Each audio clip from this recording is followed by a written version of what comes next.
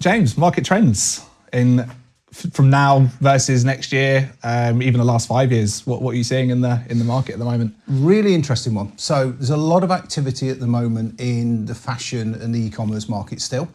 Even though what we saw and what the predictions were as we came out of the pandemic period, everybody said e-commerce is just going to skyrocket. Yeah. It's going to become 30, 40, 50% of retail sales. That's dipped a little bit. We've seen that dip off a little bit, but there's still that massive amount of investment in the e-commerce market, in the retail market, the fast fashion market and things like that. That's a super active space at the minute, which is really, really interesting. There's a lot of consolidation still.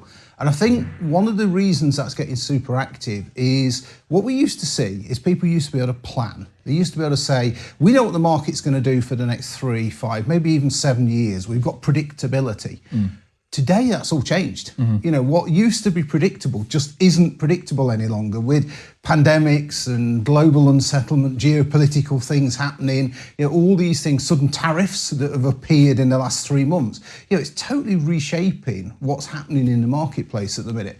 What that means is the biggest trend we're seeing right now is people saying we need adaptability. We need something that can easily scale depending on whatever the market and our consumer's going to do. So going for big, heavy fixed inventory that's going to be fit for purpose for the next 5 years based on visibility, that's not working anymore. It has to be now scalable, flexible, and it has to be able to scale up and down to suit whatever the customer demand is. So we're seeing a huge amount of market traction for that area at the moment. There's also some market traction, some interesting things. Recently we launched the multi-temperature capability. That's generating a lot of interest. We've got operational sites now. Those customers are seeing huge benefits. If you think about a typical frozen warehouse operation, you're freezing the whole shed.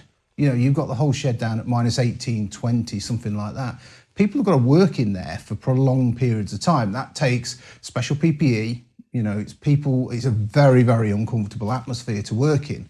That's one of the reasons we came up with the new frozen technology and the new frozen modules was actually it still gives the same solution.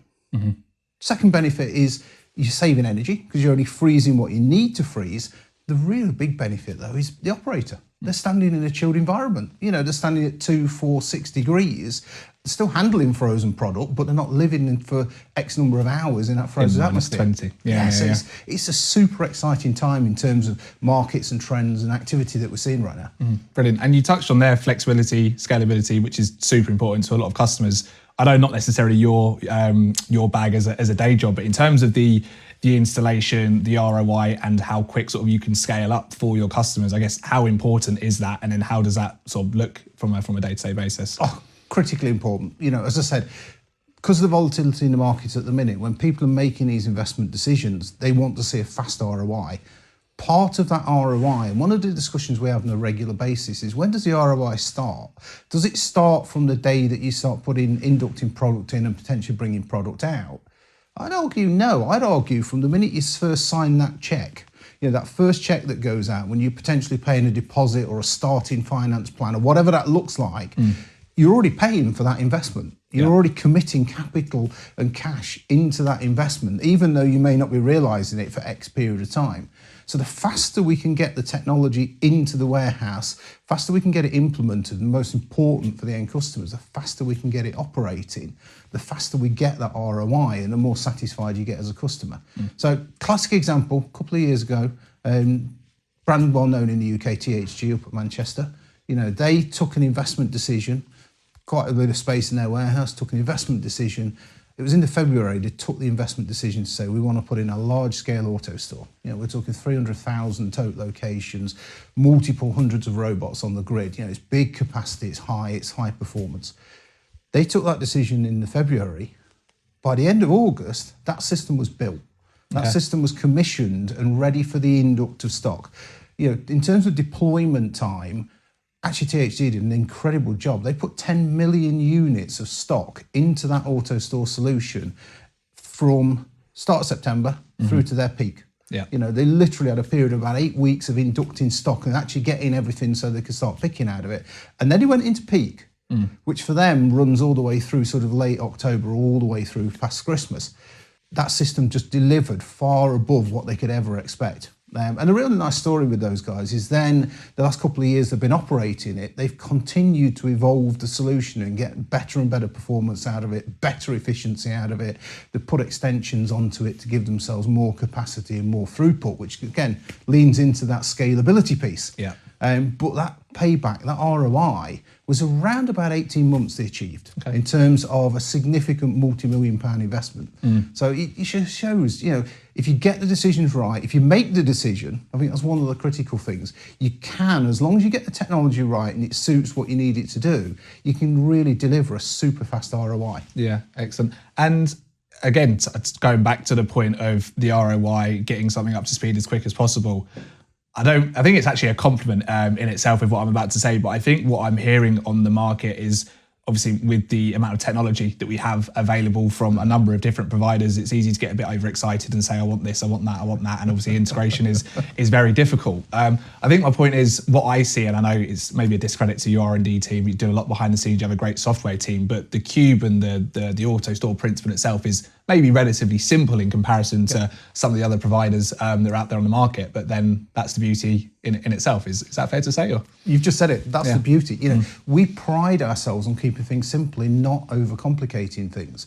What we're also, I think, I hear a lot of feedback from the market that says, yeah, but the Autostore Cube, the principle of Autostore hasn't changed from perhaps 2005 when people first started to see it being introduced. Absolutely right, it hasn't, because it's a winning formula. It works. One of our biggest end customers at one of our arena events a couple of years ago, he was chatting to a prospect and they basically said, well, what's your experience with Autostore? Tell us about it. And he just summed it up by saying, it just works. I don't need to think about it. I don't need to worry about it. I just know it will deliver. The other thing that we do in the background, so we do evolve the Cube. If you look at what we actually do in terms of, we don't launch brand new products every single month and things like that. There's lots of people in the marketplace that do that. That's not what we're about. What we do though is we enhance, we evolve. So take software, for instance. It's one of the critical elements of an Autostore. Originally, we had a planner software. That was great, but we got to a point where it was no longer fit for purpose. So basically, planner would set the route of a robot, and then that was it. It was fixed. It's almost like driving across Birmingham, and that's it. From point here to the centre of Birmingham, you've got a fixed route. You cannot come off the M6, regardless of the amount of traffic. Okay? Yeah. That was the old planner software. Now, we knew that we had to evolve that. So 2021, we launched what's called router software. That's dynamic. So, taking that route from here to the centre of Birmingham, if the M6 is, as it normally is, congested, it will divert you. It will take you a different route, the most optimum route. Same with our router software. It'll reroute the robots to make sure they're working as optimally as possible and their travel distance is as little as possible and it's as efficient as possible. But that's not all we do with these things. We're constantly evolving the product. So 2024, we launched, and perhaps we're not the best at this. We didn't make a huge announcement about it. We didn't go wild with marketing and PR. What we did is enhance that router software. Enhancing it, giving an extra 17% performance. So those sites that were already using router, they did a standard upgrade, the same as you would do with your Windows or your Apple or anything else or apps, etc. All of a sudden, they were getting 17% higher performance without having to pay any extra, without having to do anything. It's just software enhancements. And that's what we're about. It's about keeping the simplicity. Don't break something that's not broken, or don't try and fix something that's not broken. But actually, how do we do those incremental gains with the technology to make it perform even better and better? Brilliant. And contradicting what you've just said, though, you did launch something at Logimat, I believe, earlier this year. I think it was deployed on some customer sites, but beforehand when you displayed it at Logimat. But talk us through Carousel AI and the partnership with Berkshire Grey and the world of item picking in Autostore, piece picking. As I said a minute ago, let's not try and reinvent the wheel. Let's try and fix things that aren't broken.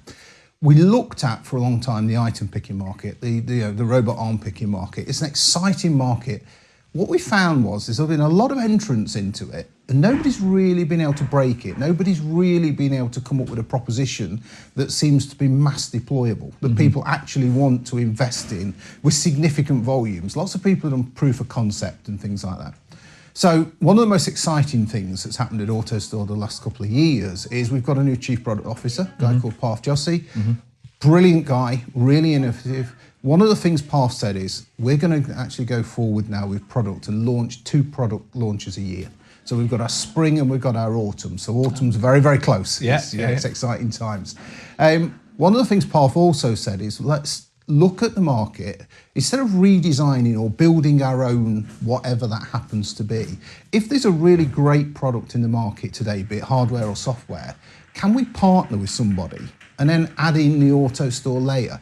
Let's look at how we can potentially simplify that or make it applicable to Autostore. It's exactly what we do with Carousel AI. So we looked at the marketplace. Berkshire Grey have got a great solution, fantastic software. The robot arm technology is absolutely market leading. The vision technology is first class. What we then did with that is work in partnership with them to really optimize it. So we've got machine learning and AI in there. The speed, we didn't try and make it the fastest thing in the world. It can do up to 650 pics an hour, which is, it's not groundbreaking, but it's still fast. It's still fast. What we wanted to do though, and this is what's really different, we wanted to make it super easy to integrate it. So you can integrate it almost seamlessly straight into the existing carousel ports. So if you've got one of the Autostore carousel port, which is by far our biggest selling picking station, you can automatically, very quickly integrate it. It's that modularity thing, it's that scalability thing. It's using standard components. It's not quite maintenance free, but it's almost maintenance free.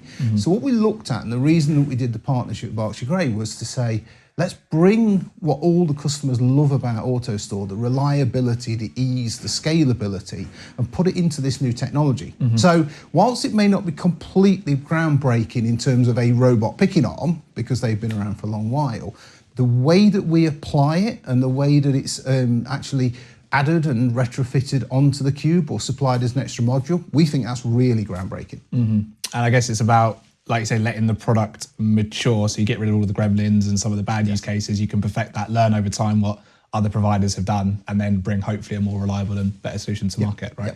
And I mean, what's really different though, when you look at other solutions that are on the marketplace today and you look at Carousel AI, the starting point for our accuracy is about 99.5%. Okay. So our margin for improvement's pretty small. It's there, but it's pretty small. And again, that's because we haven't tried to reinvent the wheel. We've gone with market-leading technology that exists and just put the extra layer on it just to make it as strong as proposition as possible. Yeah, definitely. So how important, have you been to the Berkshire Grey office actually in the Netherlands? I haven't. Oh, it's really cool. No. It's like a grade 2 listed building. It's like an old printing factory, I believe it was. It's really cool, quite interesting. Yeah, I'd recommend you go.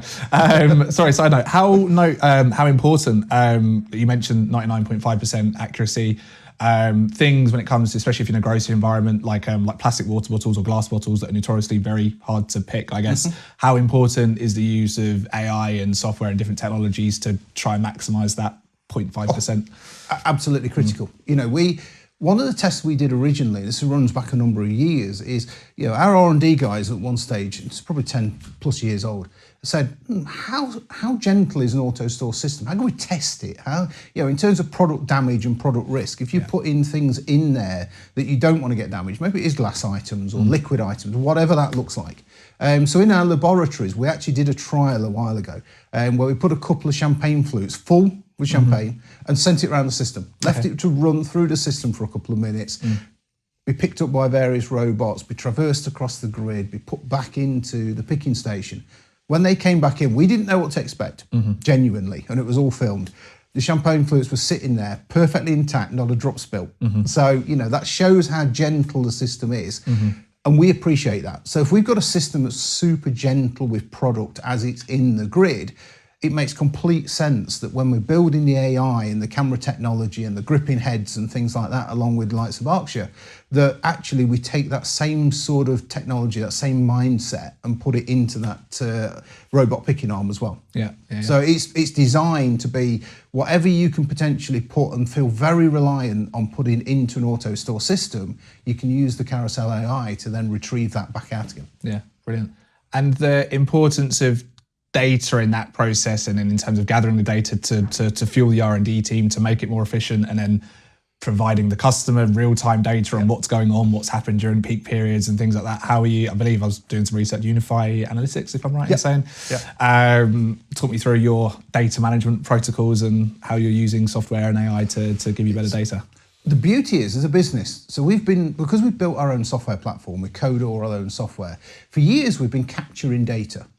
What we start to see now with the evolution of better data streaming, AI, and all these other technologies that have come out really in the last couple of years, is we're able to seamlessly gather almost real-time data now. We can almost look at a grid and see things exactly in real time as to what's actually happening. So one of the reasons we came up with Unify was we'd got these enormous terabytes and gigabytes of data and saying, well, how can we use it? Right now, the only people that can visualize that and actually use that data are the engineers and the R&D people at Autostore. So we came up with the idea, well, actually, why don't we create a tool that takes data, visualizes it for the partners, visualizes it for us, but visualizes it for the partners and the end customers as well, in a graphical format that they can understand. And that's really what Unify is. It's a way of gathering up all that data and turning it into something that's, one, meaningful, and two, it's actually digestible by anybody that's looking at it. So whether that is an ops manager that's running the warehouse, whether it's a maintenance engineer that wants to look at a robot, for instance, and see the condition of various different components on there, whether it's one of our own research and development engineers or a software engineer that's looking at how do we do a particular improvement, and we need real-time data on how that module's operating. Unify gives us that very quick window into that enormous bank of data that we've been collecting and still collect today. So it's a really useful tool.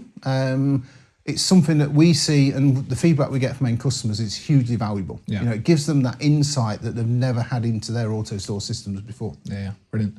What difficulties do your customers see, or are there any common trends in terms of customers are finding this problem, not necessarily with automation, just with their distribution logistics process in general, that you're seeing a common trend in?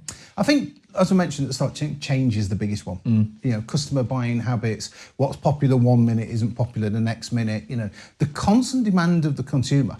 You know, they've gone from, the last few years, we've gone from things like 3-day delivery being a normal to next day and then same day. Now we're talking about hours and potentially minutes. You know, that consumer demand is ever growing in terms of what good looks like. And that's totally changing the face of warehouse and fulfillment centres now. So I think that's an ongoing challenge. I think the other one, which we talked a little bit about earlier, is there's so much technology on the marketplace today. Yeah, if I look back at Logimat this year, walking halls in Logimat, I lost count of the number of AMR manufacturers that are out there. So even if, as a business, you've looked at your fulfillment operation and gone, do you know, AMR is the right technology for us at this stage of our business, how do you know who to go to? You know, where do you go in terms of what the right technology is? So I think the challenge a lot of the industry's got right now is probably an overabundance of choice. There's so much out there that you can do.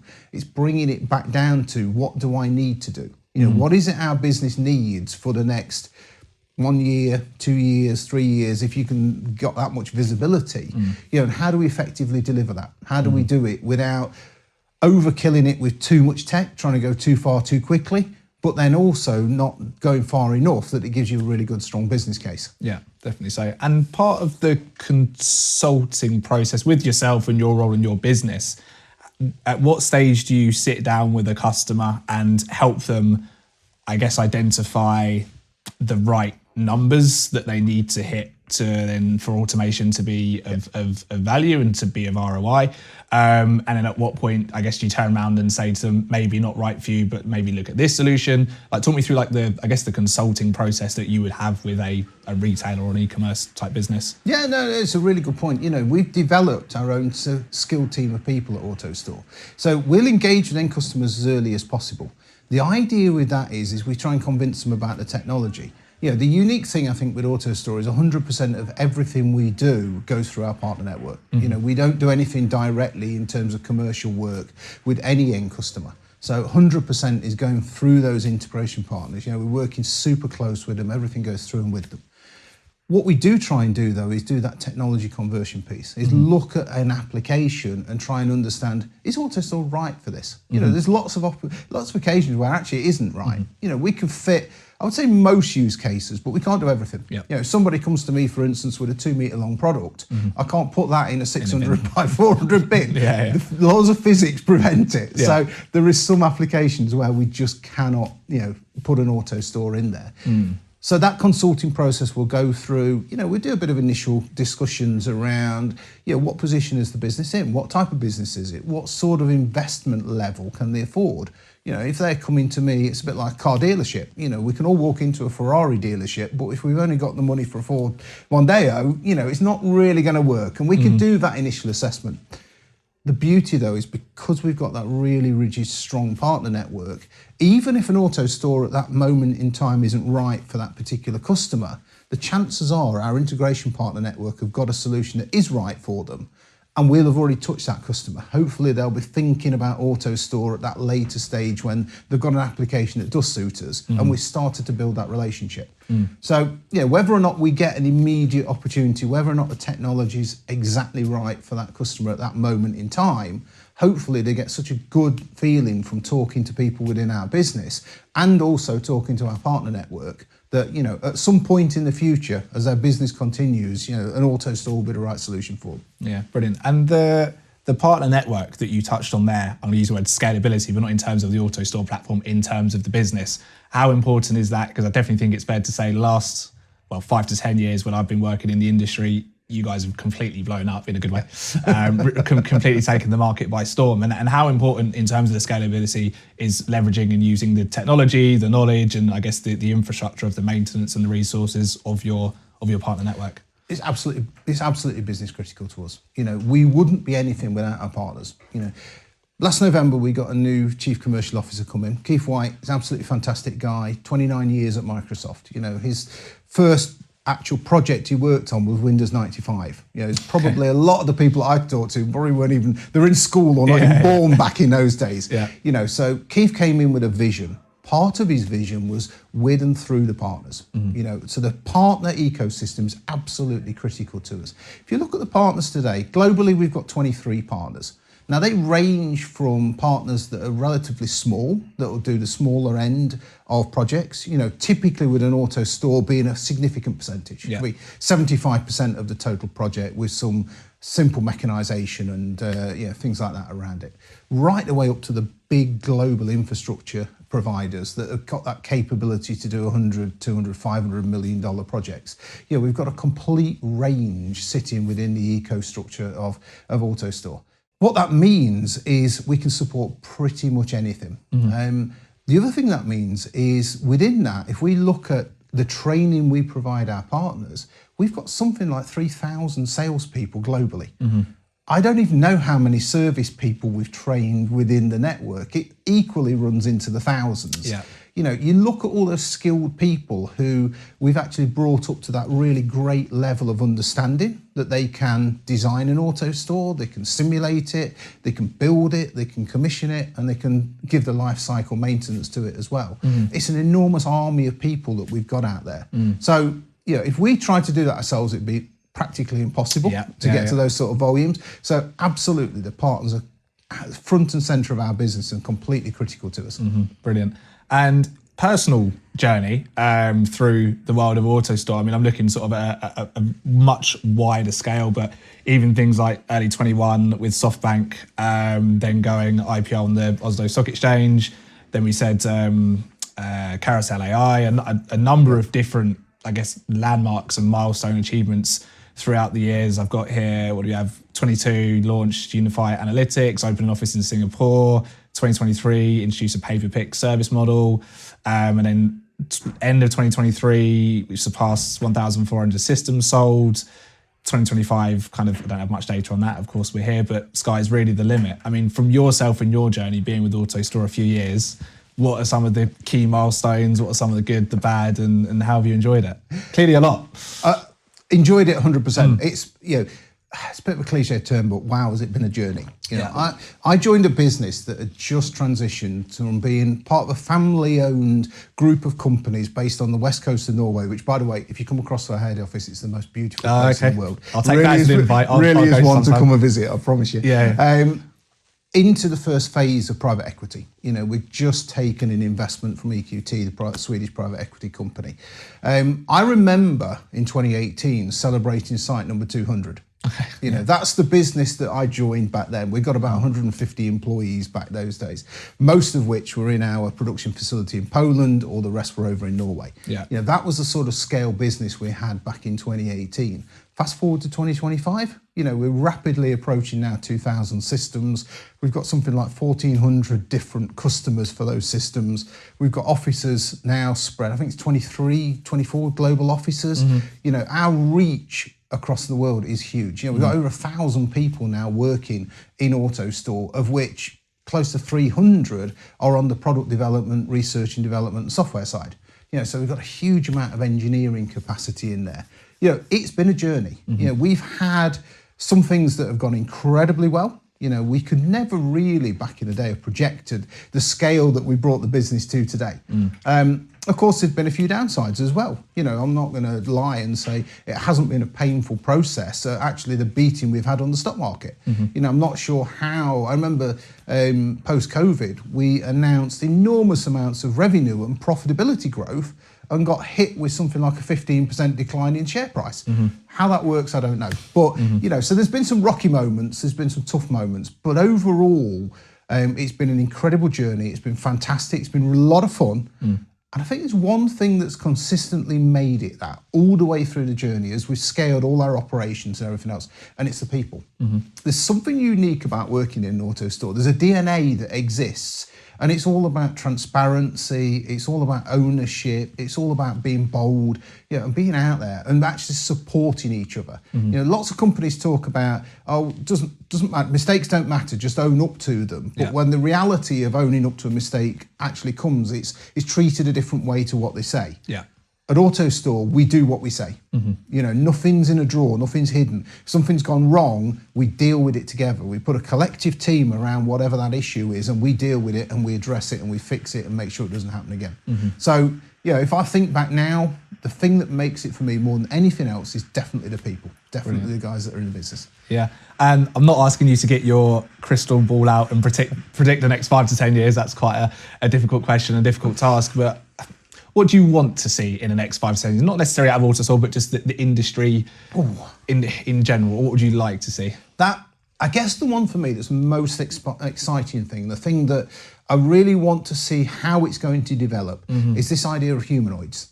There's so much potential there, and let's all be honest, we've all sat and watched RoboCop and Terminator and things like that, and probably thinking this could go horribly wrong. Okay, but I see the applications. A few weeks ago, I was talking to somebody who said, something, in this particular application, I don't really see humanoids working. I don't see robot picking working. There just isn't a business case around it. A few days later, I read an article that said that actually they were doing trailer unloading in the Texan desert, where the temperatures inside a trailer are way higher than anybody would ever need to work in or want to work in. They were using robot picking initially, and they were hoping to increase throughput rates by putting humanoid robots in there because of its flexibility and everything else. So straight away, there's a use case. And I think one of the most exciting things is going to be, how do we get more use cases? Where can we take this technology? So I think that's going to be a really interesting space going forward. And those existing technologies, ours being included in this, how are they going to integrate into these new things like humanoids? How are we going to work alongside that sort of technology? Because as great as it is, it won't be right for everything. I think there'll still be a place for the robots that we produce and supply, that type of technology. But how does that integration work? That's going to be a really exciting space for the future. I think quite difficult. I think or from my limited research, just looking at a humanoid, what I find fascinating, I think we've gone away from the human element, as in it physically has to resemble a human. And when I've seen different demonstrations, they might have wheels instead of legs and things like that. I find when some of the engineers are playing around with that, I think that really excites me, because we're kind of getting away from the human element. We're understanding that the human body is flawed in certain elements, i.e. being in a 70 degrees Celsius truck in Texas, we can't work in that way. So how do we kind of perfect that or eliminate some of the issues that the human has? And I think like little things like that, like so if they have wheels to help them get around the warehouse and other little neat tricks I've seen. I mean, can they have 3 arms? Doesn't necessarily have to have 2 arms, for example. I don't know. Yeah, going to be interesting, I think, in the humanoid life. It's an interesting space. And of course, the final one I would add to that is, where are we going to go with AI? It's the talking point, it's the buzz point, it's the thing that I was at an event this morning, a lot of talk about AI and how we can use it. I think that's the challenge with AI right now. It's not necessarily that we don't see the need for it, we don't see the benefit of it. I think so many people are saying, well, how do we actually use it? How do we apply it to our business in the best way possible to get the best results from it? So I think that, again, is going to be a very, very exciting space around, how that develops and how that changes the face of business in the future.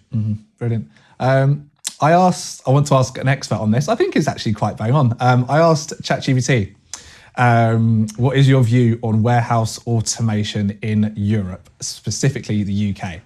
So let me just read you this one sentence. You can tell me if it's a fair assessment or not. It says, UK is set to become Europe's largest automation market by the end of 2025, despite Germany remaining dominant and France having a 19.6 CAGR at the end of this year. Other hot trends include a huge spike in demand for AGV AMR technology, advanced AI analysis, intro of WES, combining a WMS and WCS, robots as a service, with businesses still prioritizing vertical dense automation due to space limitations.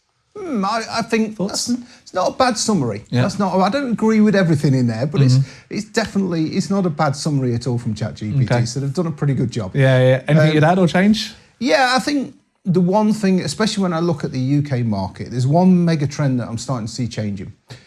For many years, one of the reasons that so many warehouses, the UK globally, but the UK especially, has been manual, where there's been a real lack of investment in automation. There's been a real reluctance around it, has been the 3PL market. And of course, the UK is dominated by the 3PLs, with all the convergence and mergers that are going on, at the minute, even more so.